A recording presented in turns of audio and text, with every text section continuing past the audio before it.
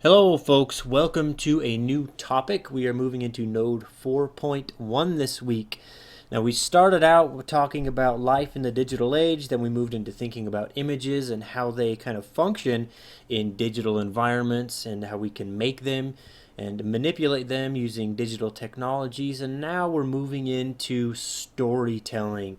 We'll focus this week um, on some introductory ideas about stories and kind of apply them in terms of movies.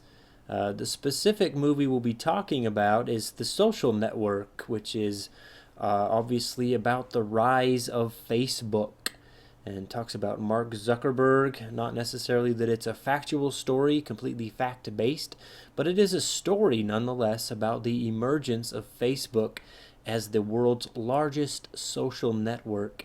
Now, if Facebook was measured in terms of populations, it would be one of the largest countries in the world. How crazy is that? So anyway, we're talking about stories this week, specifically in terms of movies. We'll talk about the gangster as tragic hero, and how the gangster has been a central figure in movies, and how he kind of functions in that sense. Now, in Nikki Giovanni's On the Edge of Comfort, she talks kind of about the mythos of storytelling, about how people gather around a fireplace to tell and to hear stories, because stories are central to our existence. They are an important, a primary way rather, that we experience and make sense of the world. Now, seeing the chaos that is life in this world, many people will make stories. They will make stories to order that chaos, to make sense of it all, and to share those things with others. And also, the stories are sometimes a way that we use to escape from the chaos of the world.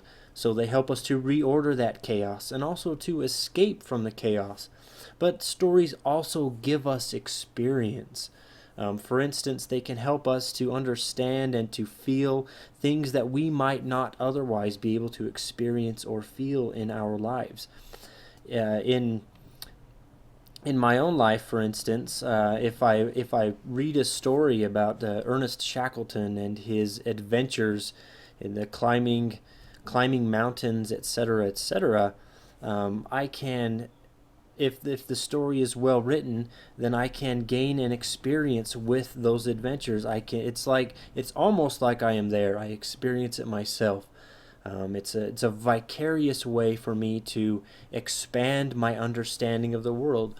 So stories, first, they help us to reorder the world, reorder the chaos of our existence. They help us to escape from that chaos sometimes, from the stresses and depressions, etc., of life in this world. And they also help us to experience the world more broadly. So those are just three things that storytelling can do for us. And we'll be talking more about those things this week. Again, specifically, we'll be focusing on some movies.